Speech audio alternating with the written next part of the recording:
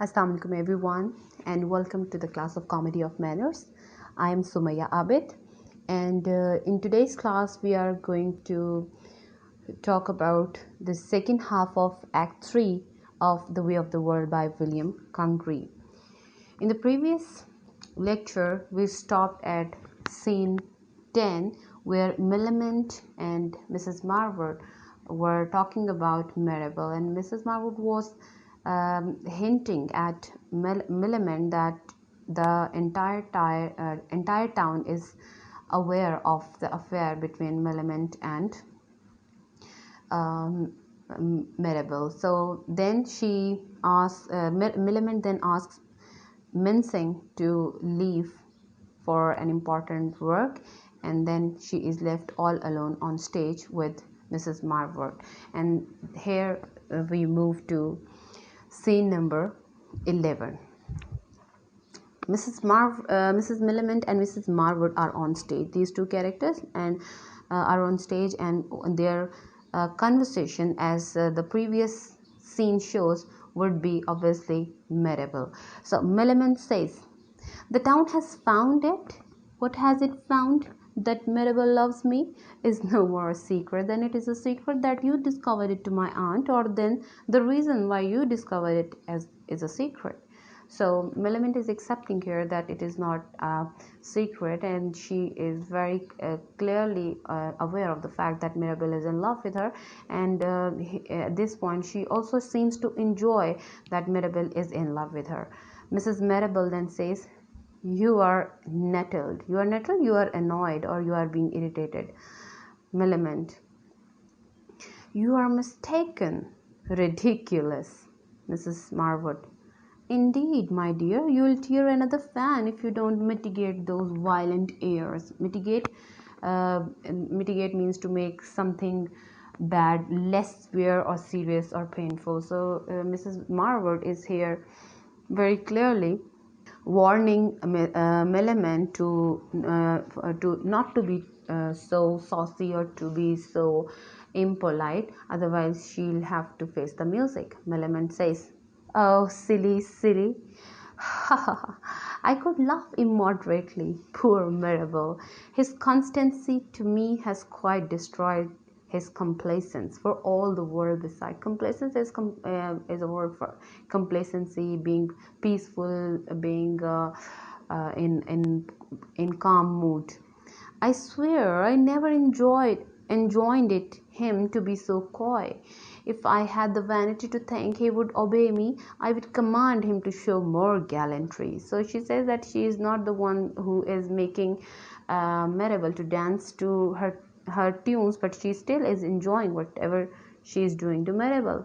"It's hardly well bred to be so particular on one hand and so insensible on the other. But I despair to prevail. I despair to prevail. Prevail means that I like to be in a conquering position. And so let him follow his own way." Ha ha ha. "Pardon me, dear creature, I must laugh." Then again she laughs, "though I grant you it's a little barbarous." Ha ha ha. Mrs. Marwood, "What pity, it's so much fine raillery." Raillery is good-humoured teasing, and delivered with so significant gesture should be so unhappily directed to miscarry. To miscarry is to go wrong. Millamant, "Huh, dear creature, I ask your pardon. I swear I did not mind you. I did not mind you. That I'm not paying any sort of attention to whatever you are saying." So we see that Mrs. Marwood is being harsh, while Millamant is in quite a cheerful mood. Mrs. Marwood, Mr. Marable and you both may think it a thing impossible, and I shall tell him by telling you. So according to Mrs. Marwood, telling Millamant is the same as telling Marable. Millamant says, "Oh dear, what? For it is the same thing if I hear it." Ha ha ha.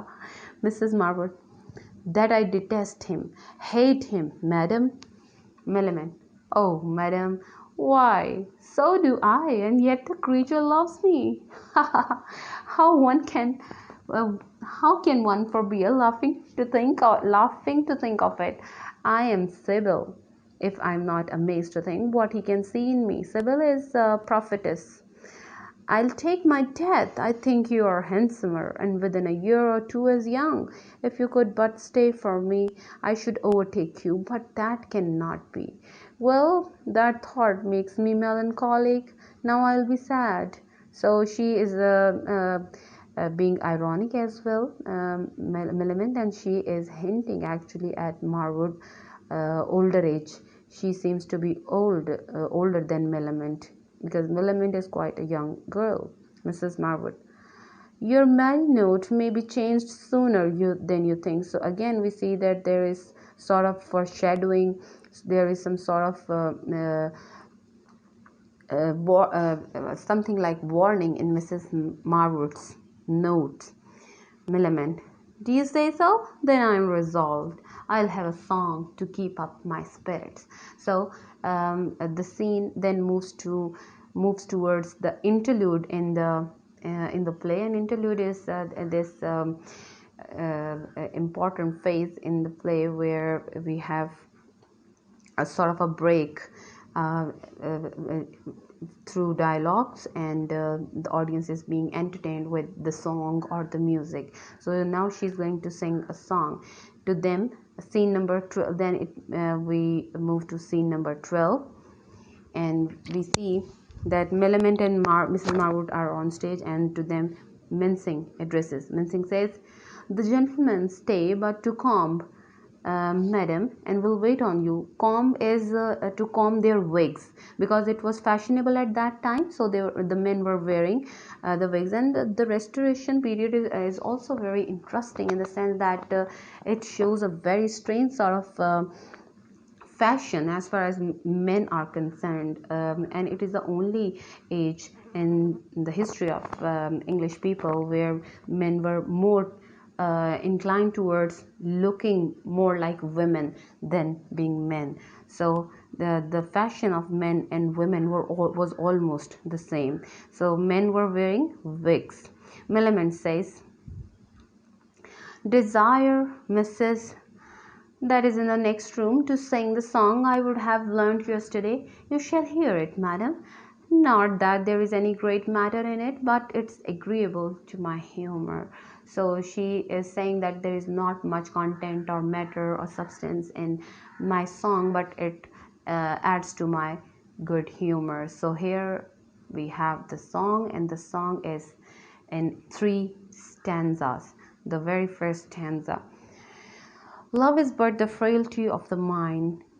And you can imagine that Millamant is actually singing this song on stage in presence of Marwood. She says, "Love is but the frailty of the mind." Frailty is the weakness of mind. So love is the weakness of the mind when it's not with ambition joined. So until or unless love has its proper direction, it is useless. A sickly flame which if not fed expires. So love is a sickly flame, a weak flame which if not fed it soon expires, and feeding wastes in self-consuming fires. And if you don't feed love, it expires, and if you do feed, it wastes in self-consuming fire. So love consumes itself, or love is being consumed in its own fire. Stanza number 2: "It's not to wound a wanton boy, or amorous youth that gives the joy, but 'tis the glory to have purest swain, for whom inferior beauty sighed in vain." Swain is a country youth, and here swain stands for Mirabelle. So the second stanza shows that the first stanza was about love. Second stanza is particularly dealing with Mirabelle and how there are many women after him.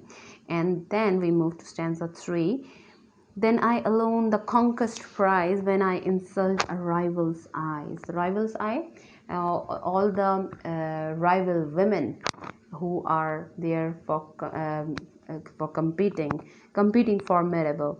If there is delight in love, it's when I see that heart, Mirabel's heart, which others bleed for me. So she feels and she conveys through this song that she has a most advantageous position in love, because everyone is after Mirabel, whereas Mirabel is after Millamant. So this is a refreshing interlude in the long act of the play, and after song and that is being accompanied by music, we move to the next scene, that is scene 13. Okay, Millamant and Marwood are on stage, and then enter Petulant and Whitworth, the fops of the play. Fops are the stock characters I explained in the previous lecture.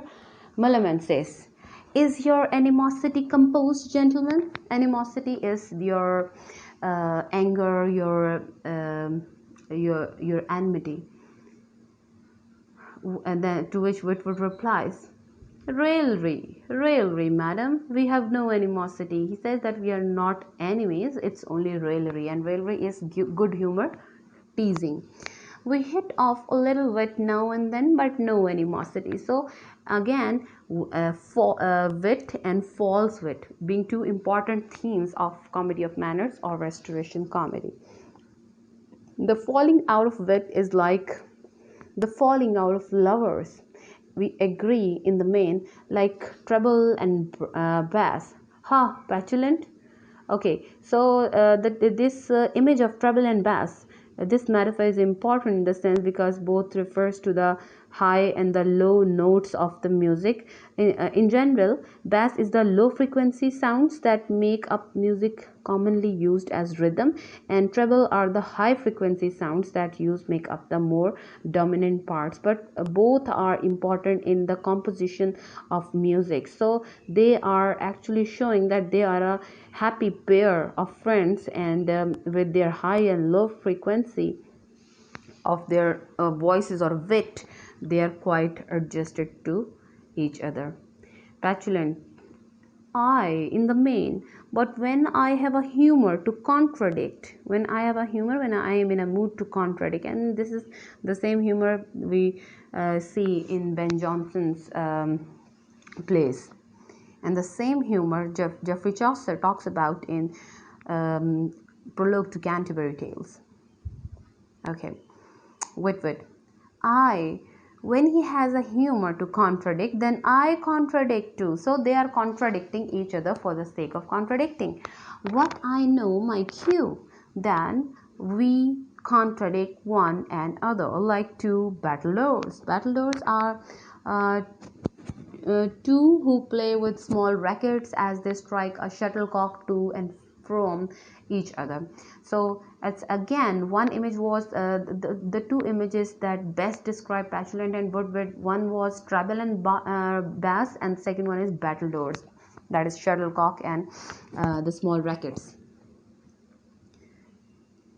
Okay, for contradictions beget one another like juice. Petulant, if he says black is black, if I have a humor to say it's blue, let that pass, all is one for that. So they can disagree on even on a very smallest point. They in calling even black a blue color. Whitworth, not positively must, but it may. Petulant, yet it positive, yes, it positively must upon proof positive. Whitworth, aye, upon proof positive it must, but upon proof presumptive it only may. That's a logical distinction now, madam. So again, we see that Petulant and Whitworth are involved in sort of a banter with each other. Mrs. Marwood then intervenes the discussion, and she says, I perceive your debates are of importance and very learnedly handled. Petulant, importance is one thing and learning is another, but a debate is a debate, that I assert. Whitworth, Petulant is an enemy to learning. He relies altogether on his part. So again we say that Petulant has given a statement and Whitworth is there to contradict it. Petulant. No, I am no enemy to learning. It hurts not me. Learning does not hurt me. Mrs. Marwood. That's a sign indeed. It's no enemy to you. To which Petulant replies, no, no, it's no enemy to anybody but them that have it.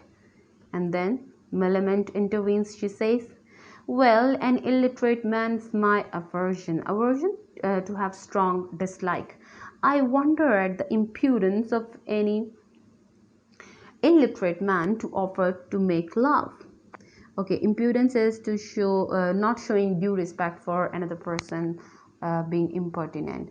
So Millamant feels pity for the person who is an illiterate.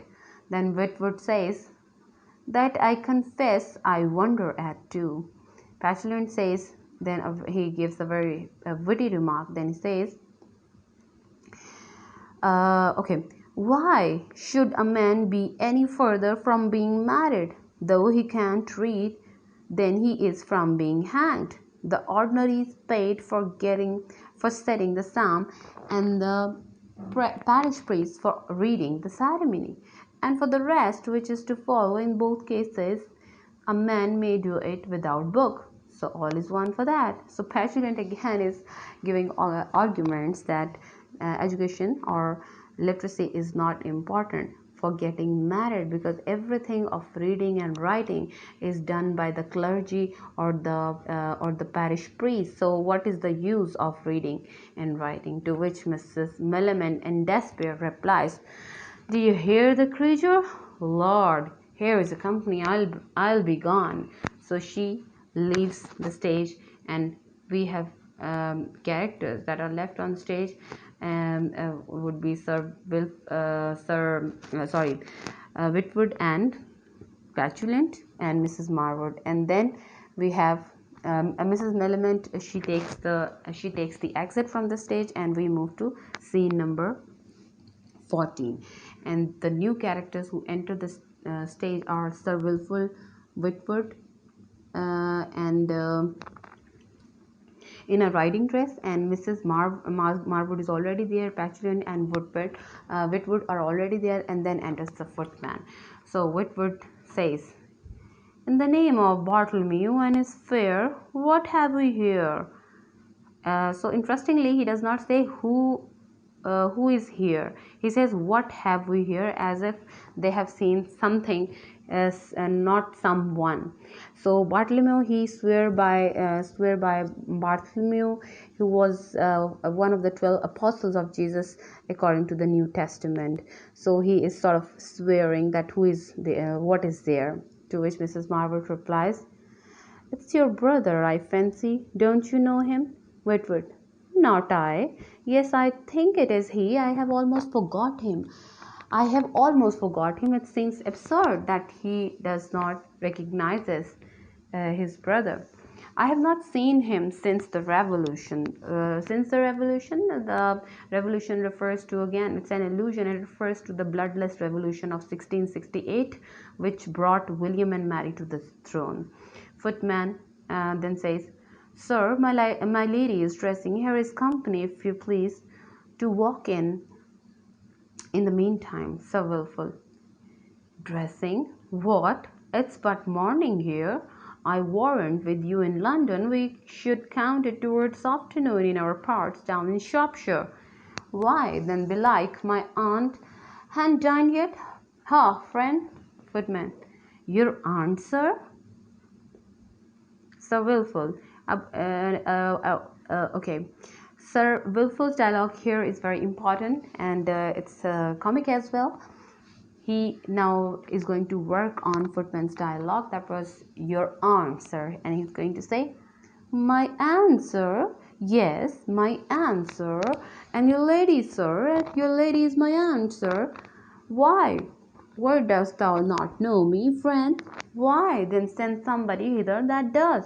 How long hast thou lived with the lady, fellow? Huh? Footman, a week, sir. longer than anybody in the house except my lady's woman. So it means that only the chambermaids, they stay in Lady Wishfort's house, and the male cannot stay at Lady Wishfort's house, as the dialogue of this footman shows. So it's been a week that he's being hired. Then Sir Wilfull says, "Why then belike? Belike is maybe. Thou dost not know thy lady, if thou seest her. Ha, friend?" Footman: "Why, truly, sir, I cannot safely swear to her face in the morning before she is dressed. It's like I may give a shrewd guess at her by this time." So this dialogue is hilarious as well, because the footman is hinting that he cannot recognize Lady Wishfort without being dressed up, without makeup probably. So Wilful: "Well, prithee try what thou canst do. If thou canst do not guess, enquire her out, dost hear, fellow, and tell her nephew Sir Wilful Whitworth is in the house." Footman: "I shall, sir." So he is a servant, he is a footman, and he is bound to obey, as the class distinction shows. So Wilful: "Hold ye here, me friend, a word with you in your ear. A word with you in your ear. Prithee, who are these gallants?" Footman: "Really, sir, I can't tell. Here come so many here, it's hard to know 'em all." So it is also a humorous comment that the people keep on coming to Lady Wishfort's house, so he is unable to tell who is who. And here comes scene 14 to an end. Okay. So we move to scene number 15, one of the longest scenes in Act 3. And we have characters on stage: Sir Wilful Whitworth, Petulant, Whitworth, Mrs. Marwood. Sir Wilful: "Owns, this fellow knows less than a starling. I don't think knows his own name." So he's talking about the footman who has just left the stage. Starling is considered a very stupid bird. Mrs. Marwood. Mrs. Marwood says, "Mr. Whitworth, your brother is not behindhand in forgetfulness. I fancy he has forgot you too." So behindhand is late or slow in doing something. So she says that Sir Wilful is equally forgetful as Whitworth is. Mrs. Millamant's this statement is also important, as this scene is going to be a farcical scene, and rather the most farcical through in the entire play, where Whitworth and Petulant are going to, or Sir Wilful also, are going to be involved in a quick banter and witty dialogues. And the being farce, as you have read The Importance of Being Earnest by Oscar Wilde, you have seen that the element of absurdity is very important in order to create humor in the play. So it's really absurd that the two brothers, Sir Wilful and Whitworth, do not recognize each other. Whitworth: "I hope so. The devil take him that remembers first, I say."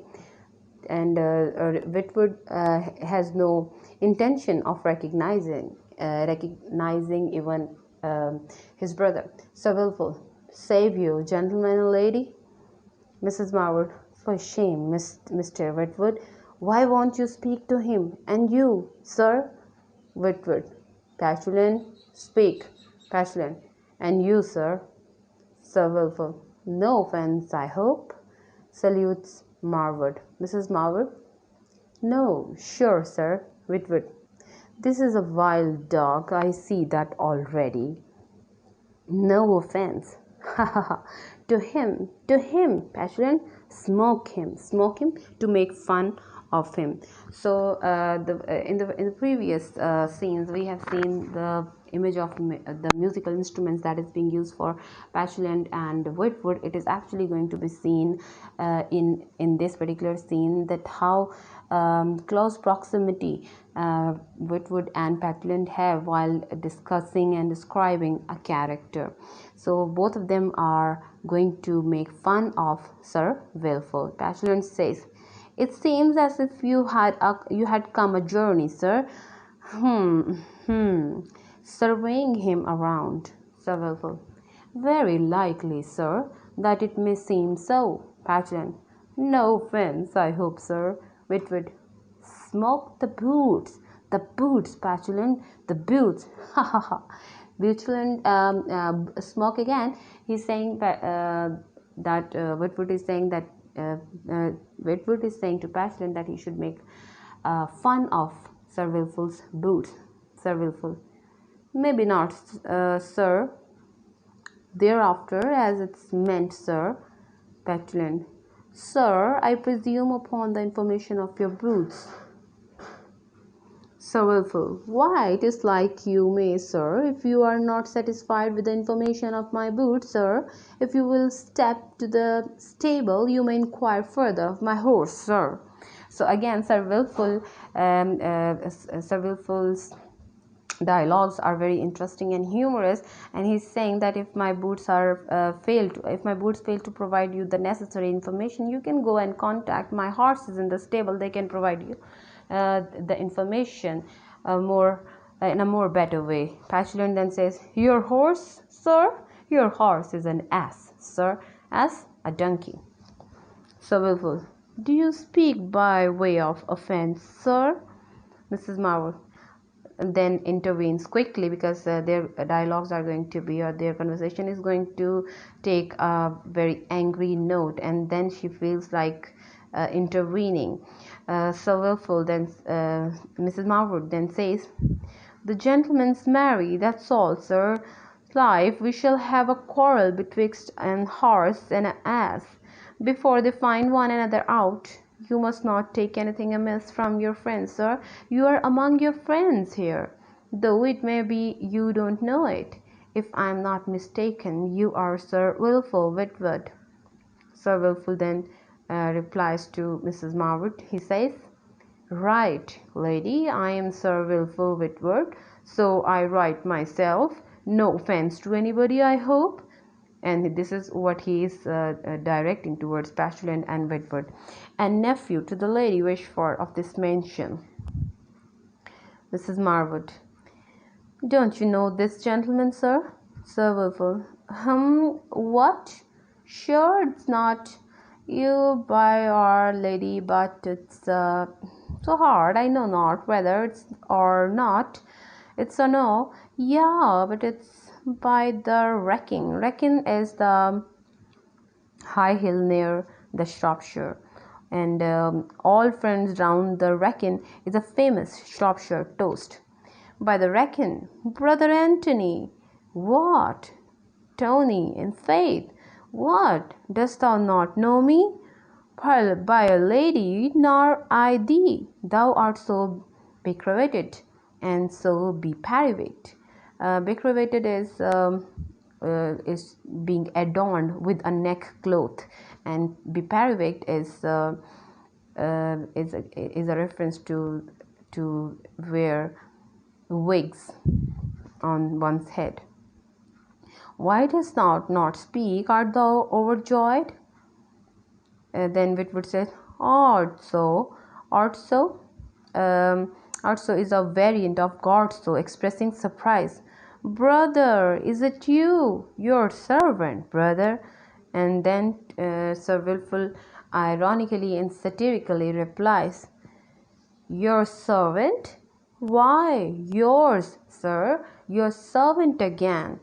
Hot, and your friend, and servant to that, and a and a flapdragon for your service." Flapdragon is a raisin that is snatched from burning brandy and extinguished by closing the mouth and swallowing, hence something valueless. So flapdragon simply refers to something that is valueless. "For your service, sirs, and and a hare's foot and a hare's scalp for your service, sir, and you be so cold and so courtly.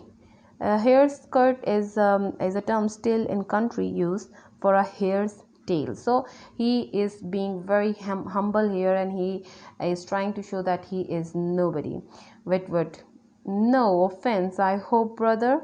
Sir Wilful, so hard, sir, but there is, and much offense. A pox, is this yours? ENGL breeding. ENGL is this. The societies in London in which lawyers are trained for the bar, court bars. Okay, not to know your friends and your relations, your elders and your betters. So he is Sir Wilful here is complaining that what sort of a person Whitwood has turned into, that he cannot recognize even his own relations and elders. To which Whitwood replies, why, brother Wilful of Salop, you may be as short as a Shrewsbury cake, if you please, but I tell you it's not modest to know relations in town.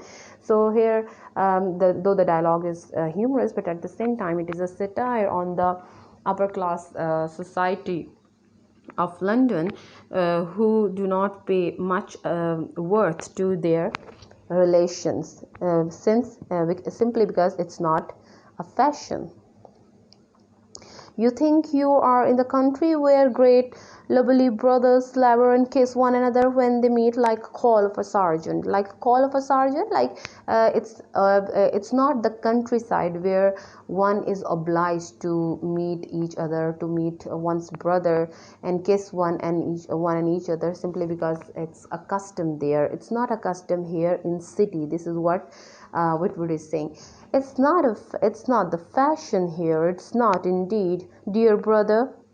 To which Sir Wilful replies, the fashion is a fool and you are a fop. Fop is, I have already told you, he's a man who is concerned with his clothes and appearance in an affected and excessive way. So he says, Sir Wilful says, the fashion is a fool and you are a fop, dear brother. It's hard. I have suspected this by a lady. I conjectured, I guessed. You were a fop since you began to change the style of your letter and write in a scrap of paper gilt round the edges, no bigger than a subpenny. Subpenny is a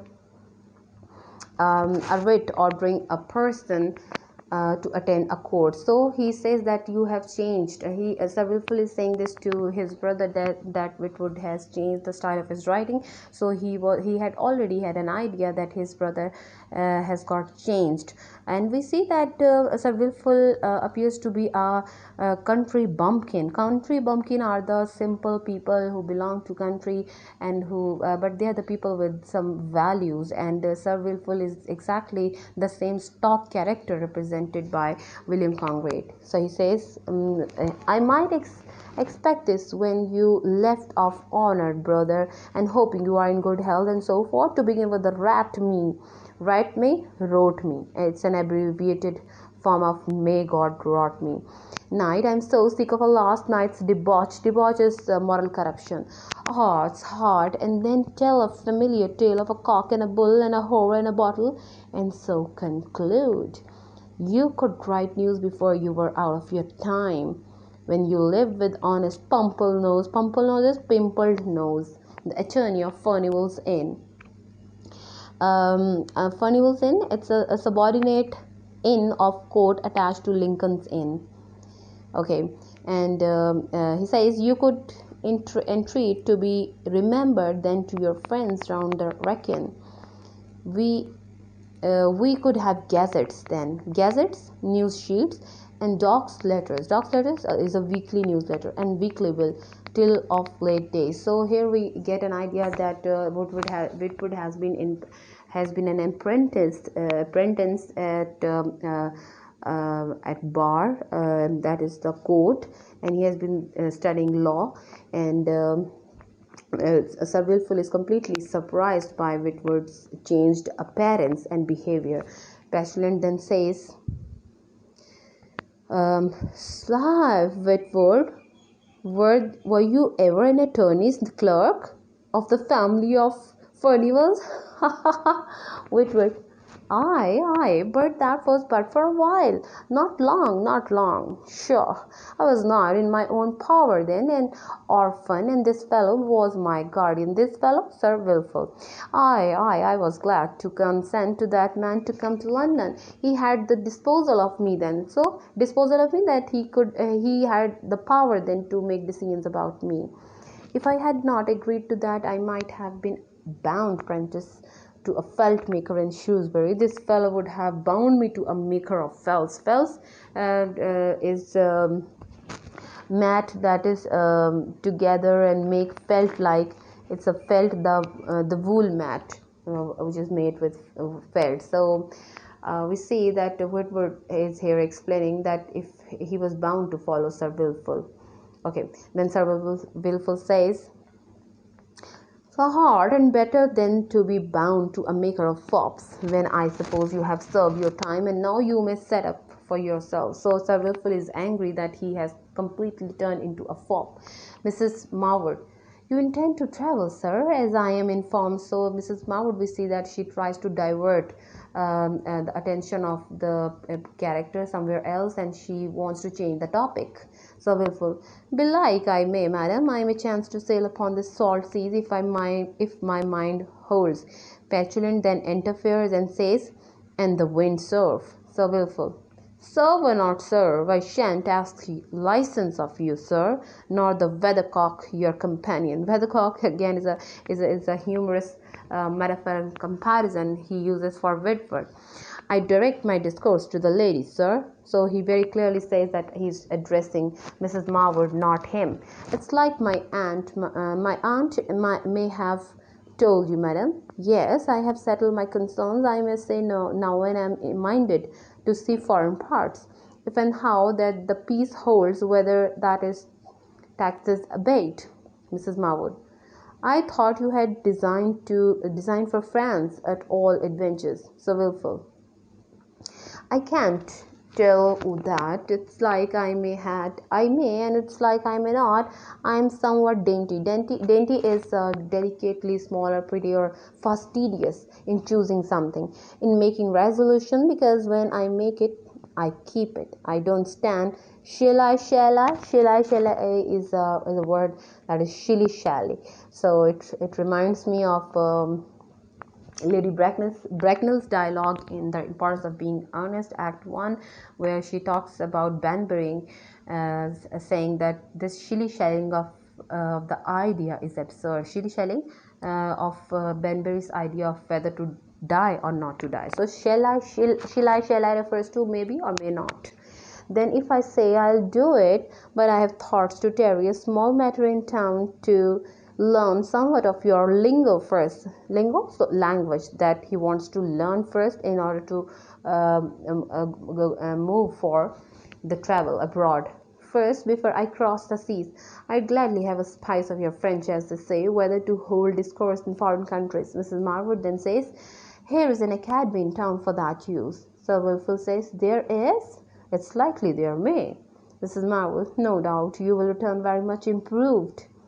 Whitworth then says, yes, refined like a Dutch skipper from a whale fishing. Dutch skipper is as a reference to being a captain, means again a very improved person. So we see that scene 15 is being the best farcical scene in the entire play. We have absurd elements there, we have farcical elements there, and we have quick banters on the part of the characters, and all three folks, the country bumpkin, who is Sir Wilful, and the fops, Whitworth and Petulant, have indulged in witty remarks. So we move to scene 16. These characters are present on stage, and then enters Lady Wishfort and Fennel. Lady Wishfort, nephew, you are welcome. Sir Wilful, aunt, your servant. Fennel, Sir Wilful, your most faithful servant. Sir Wilful then says, cousin Fennel, give me your hand. Lady Wishfort, cousin Whitworth, your servant. Mr. Petulant, your servant. Nephew, you are welcome again. Will you drink anything after your journey, nephew, before you eat? Dinner is almost ready. So she is the host and she is going to look after everybody present in her house. So willful. I am very well, I thank you, aunt. However, I thank you for your courteous offer. Heart, I was afraid you would have been in the fashion too, and have remembered to have forgot your relations. So again, satirize. It's a satirical tone that he is using, and he's showing his concern that he was afraid that Lady Wishford would not recognize him as his own brother Whitwood has not recognized him. Here is your cousin Tony, belike I may not call him brother for fear of offense. Offense that it's not fashionable calling one's relations. Lady Wishford says, oh, he is a railer. Railer? One who indulges in raillery, that is good humor teasing. My cousin is a wit, and your great wits always rally their best friends to choose. When you have been abroad, nephew, you will understand raillery better. Fennel and Mrs. Marwood talk apart. So the two important characters, they have moved to a side, and they will be talking. And Sir Wilful then ends the scene by saying, why, then let him hold his tongue in the meantime, and rail when that day comes. So Sir Wilful, we see, is quite in an angry mood as far as his brother's attitude is concerned. So here comes a quick end to scene 16, and we move to scene 17. Means we have characters present on stage, and to them is going to address mincing. Ma'am, I come to acquaint your ladyship that dinner is impatient. Sir Wilful, impatient? Why then, belike it won't stay till I pull off my boots. Sweetheart, can you help me to pair of slippers? My man's with his horses, I warrant. And so he's a person from country, and he carries not only country manners, but he also carries country values. Lady Wishford, fie, nephew, you would not pull off your boots here. Go down into the hall. Dinner shall stay for you. My nephew is a little unbred. You'll pardon him, madam. Gentlemen, will you walk? Marwood? Mrs. Marwood, I'll follow you, madam, before Sir Wilful is ready. So here comes to an end scene 17, that is the second last scene of Act 3, and it leads naturally to the last scene of Act 3. And here we have only two characters on stage, that is Mrs. Marwood and Mr. Fennel. So we assume that Marwood has, because they had already been talking to each other on stage, so we assume that Marwood has revealed everything to Fennel, whatever she has witnessed while hiding in the closet. Fennel, why then foible is a bawd?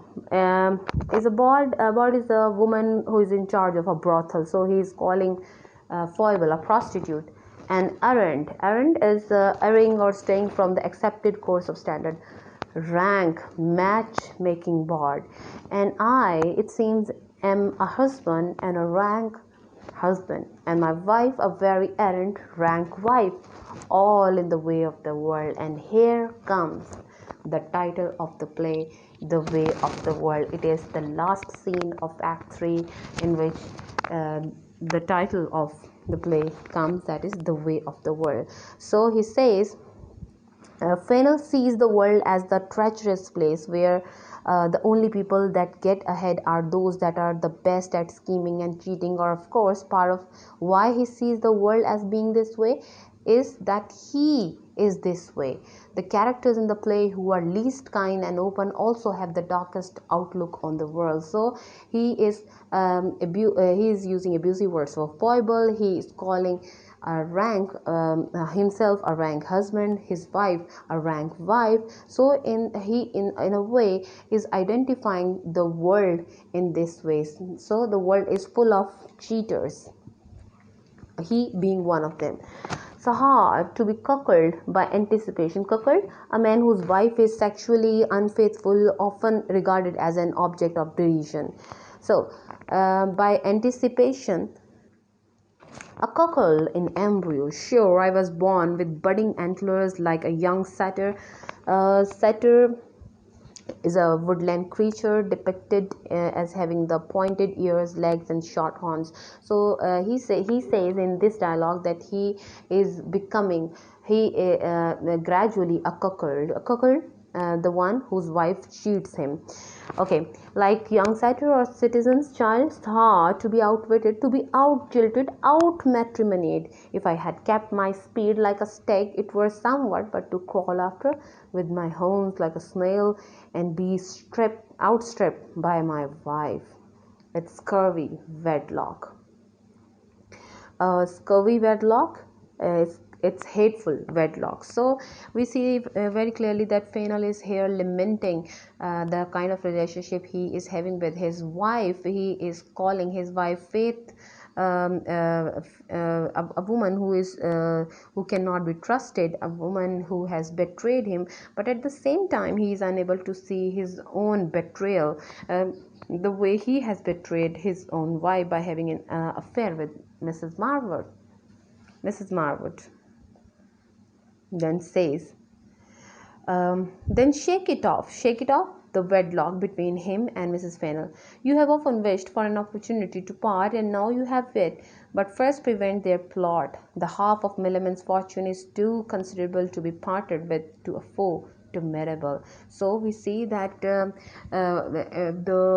Act 1 has shown a sort of a restrained relationship between Mirabel and Fennel, but here by the end of Act 3 we are very much clear that that Fennel considers Mirabel to be his foe, as Mrs. Mirabel says. So she says that Fennel should get rid of this relationship. Fennel says, damn him, that had been mine. Had you not made that fond discovery, that had been forfeited.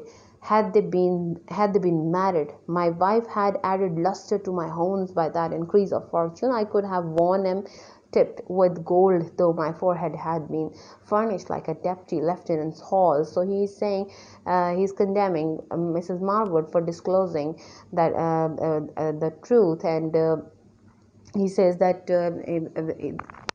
to have Milliman's property is more important at the moment. Mrs. Marwood then says, they may prove a cap of maintenance to you still if you can away with your wife, and she is no worse than when you had her. I dare swear she had given up her game before she was married.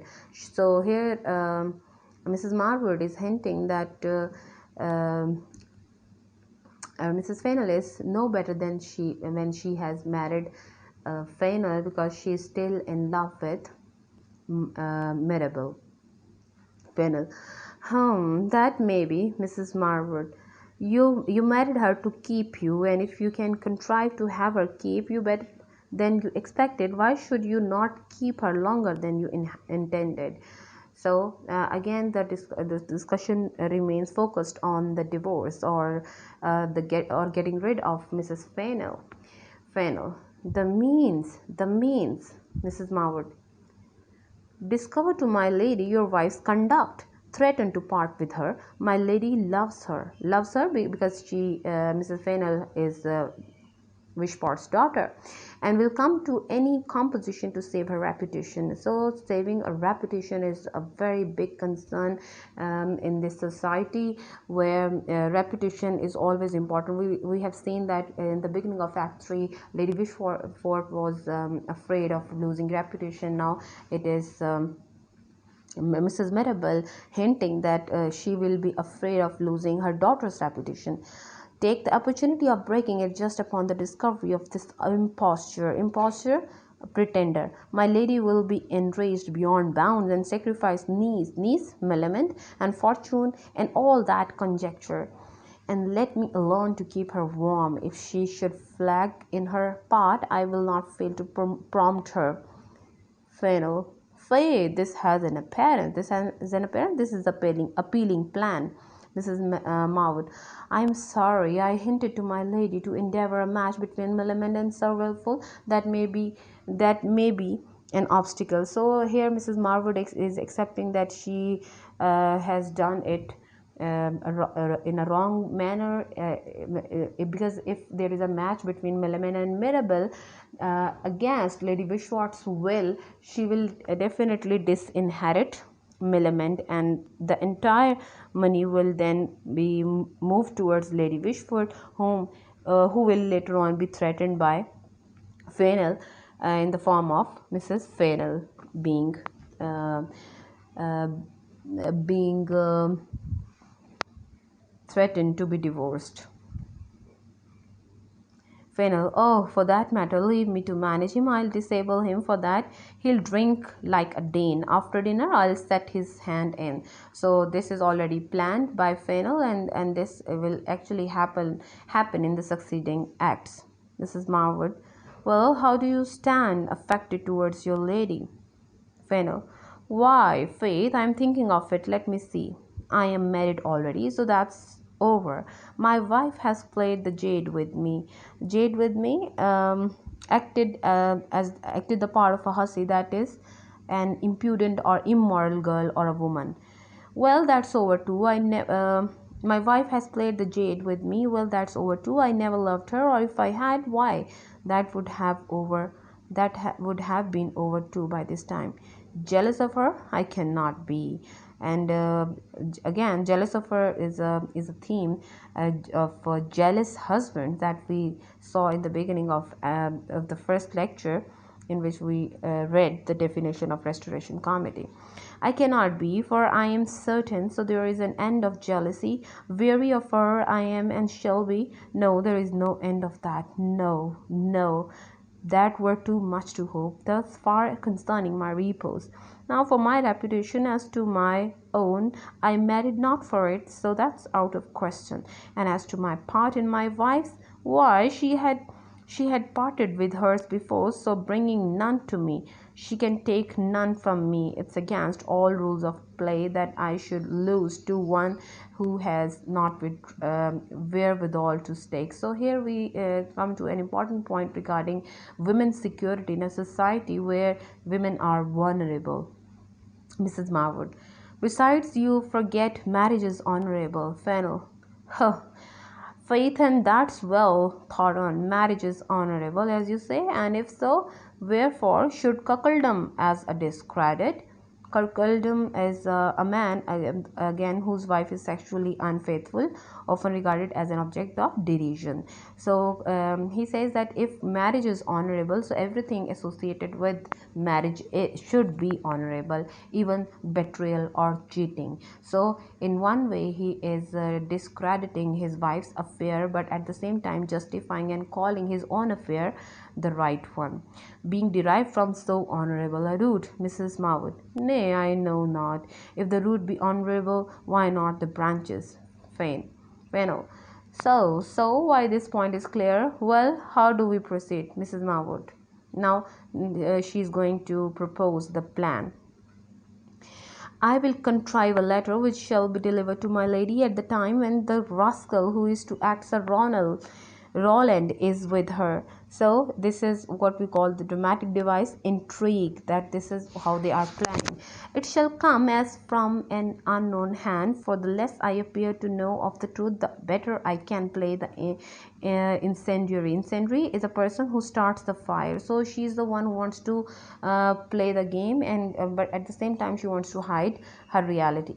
Besides, I would not have provoked if I could help it, because she knows some passages, so she is a bit of afraid of foible, because she's a clever maid and she is a master key to many characters' secrets.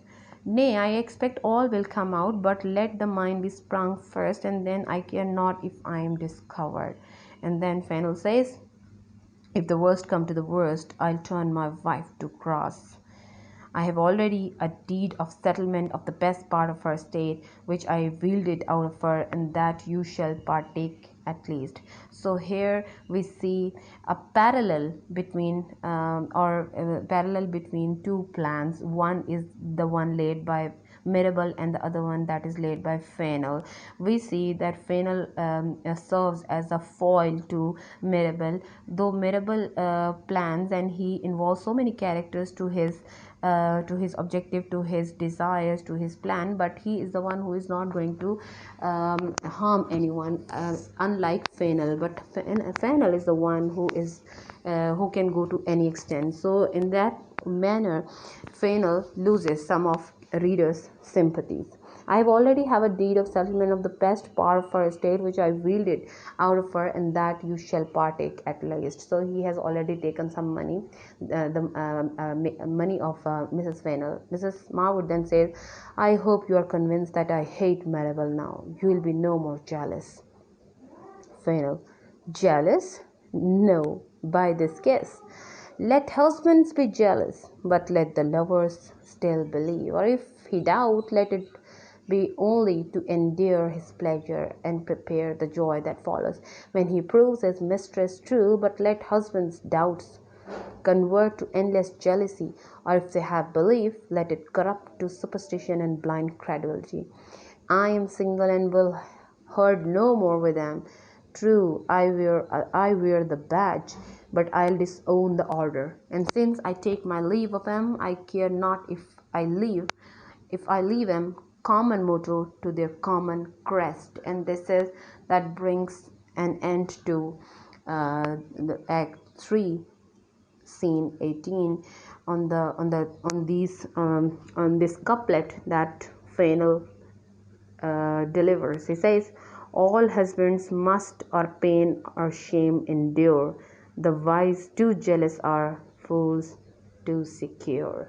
The same theme regarding fools that Congreve stated in his prologue to the play.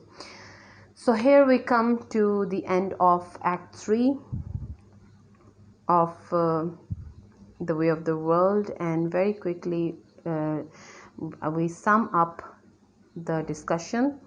So though side by side we have been discussing all the points in the play regarding The Way of the World being comedy of manners or the Restoration comedy, let's talk about some important, or point out. I am simply going to point out because I have already discussed all these points, so I am simply going to give you or provide you a list we discussed in the play, and if not being discussed, we can discuss here. Restoration. What restoration traditions we find in The Way of the World? We see that it is a traditional 5-act structure play, and it keeps in mind, or it follows the unities of time, place, and action. And one of the very important tradition of Restoration comedy is the musical interludes that we find in Act 3, that is that is accompanied with song and dance. Though not particularly dance, light moves by element, but mainly the song.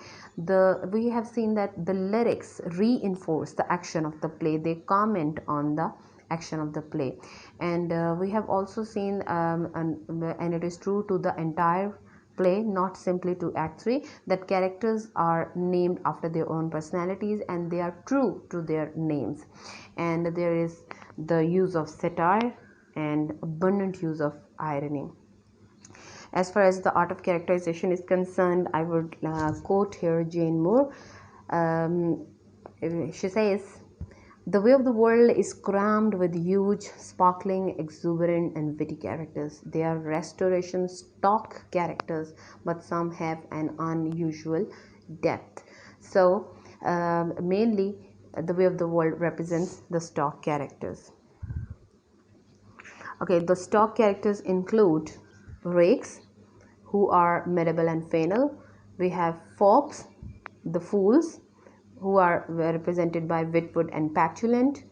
We have country bumpkins, the people like Sir Wilful Whitwood. We have servants that include Foible, Mincing, and Waitwell, though Waitwell is only being talked about in Act 3 and he has not given any physical appearance on stage in Act 3. Widow is being represented by the character of Lady Wishfort, and the young women who are being represented by Mrs. Millamant, Mrs. Pennell, and Mrs. Marwood. So we move to the analysis of the language of the play in general and of Act 3 in particular. So we see that the language that is used in Restoration comedy or by William Congreve is ornate, and the speech that is and the dialogue, the speech of each character is particular or specific to each character. And many characters, they talk in similes and metaphors. Similes are being abundantly used by Patulant and Whitwood, and most frequently it is being used by Lady Wishfort. Then there are puns, double entendres. Double entendre are the words with double meanings, so that is also associated with another dramatic device, that is irony. And there are asides, and there and not particularly asides, but there are monologues. Asides are there in the rest of the play, but in Act 3 this is mainly monologues. And lastly, the dramatic devices that we have discussed so far. This is the list of dramatic devices used in The Way of the World in general, but there are few techniques that are being used in Act 3. One very important technique that is being used is that of intrigues, and then to some extent it is foreshadowing that we can see in Marwood's dialogues. Then there is this element of suspense, that what will happen when all the secrets will be disclosed. We have plot twist, that characters plan something but something else turns out. And then there are disguises, surprises, impersonation that is in the form of Sir Roland, and hyperbolic descriptions. And then there is physical humor, that is mainly not exactly the physical humor that we find in Greek comedies, rather it's or the Elizabethan comedies. It's a physical humor that is very subtle, and we find it in the form of Mrs. Marwood hiding in the closet. So here we come to the closing of Act 3. That is all, and for references you can have a look at these references. Among these, reference number 3, a book, The Way of the World by William Congreve. It's a study guide by Jane Moore. It is a very good reference, being student, if you want to go for it. Thank you so much.